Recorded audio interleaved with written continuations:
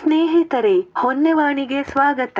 ನಾವಿಂದು 2024-25ರ ಸಾಲಿನ ಕ್ರೋಧಿ ಸಂವತ್ಸರದ ಧನು ರಾಶಿಯವರ ರಾಶಿ ಭವಿಷ್ಯವನ್ನು ಸಂಕ್ಷಿಪ್ತವಾಗಿ ನೋಡೋಣ.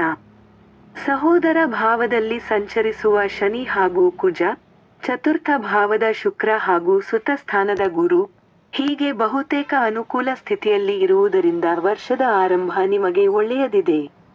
ಆರ್ಥಿಕ ಪರಿಸ್ಥಿತಿಯಲ್ಲಿ ಸುಧಾರಣೆ, ಮಕ್ಕಳ ವಿದ್ಯಾಭ್ಯಾಸದಲ್ಲಿ ಪ್ರಗತಿ ಕಂಡುಬರಲಿದೆ.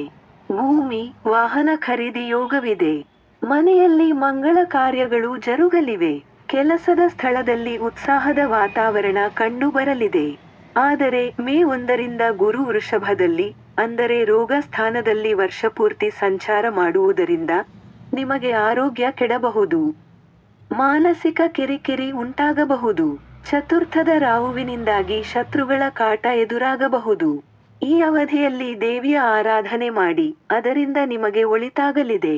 ಜೂನ್ 1ರಿಂದ 12ರವರೆಗೆ ರಾಜಕೀಯ ಕ್ಷೇತ್ರದಲ್ಲಿ ಇರುವವರು ಒಳ್ಳೆಯ ಅವಕಾಶಗಳನ್ನು ಪಡೆಯಲಿದ್ದಾರೆ. ಸಂಗೀತ, ನೃತ್ಯ ಕ್ಷೇತ್ರದ ಸಾಧಕರಿಗೆ ಒಳ್ಳೆಯ ಅವಕಾಶಗಳು ಅರಸಿ ಬರಲಿವೆ. ಕೈಗಾರಿಕೆಗಳ ಮಾಲೀಕರು, ಕಾಂಟ್ರಾಕ್ಟ್ದಾರರು ಉದ್ಯೋಗದಲ್ಲಿ ಪ್ರಗತಿ ಕಾಣಲಿದ್ದಾರೆ. ಜೂನ್ 14ರಿಂದ 27ರ ಅವಧಿಯಲ್ಲಿ ದಾಂಪತ್ಯದಲ್ಲಿ ಕಲಹ ಕಂಡುಬರುವ ಸಾಧ್ಯತೆ ಇದೆ. ಅಕ್ಟೋಬರ್ 20ರಿಂದ ಜನವರಿ 21ರ ಅವಧಿಯಲ್ಲಿ ವಾಹನ ಸಂಚಾರದ ವೇಳೆ ಎಚ್ಚರವಿರಲಿ. ಆದರೆ ಜನವರಿ 27ರಿಂದ ವರ್ಷಾಂತ್ಯದ ಅವಧಿ ನಿಮಗೆ ಒಳ್ಳೆಯದಿದೆ.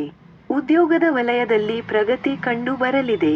ಒಟ್ಟಿನಲ್ಲಿ ನಿಮಗೆ ಈ ವರ್ಷ ಮಿಶ್ರ ಫಲ.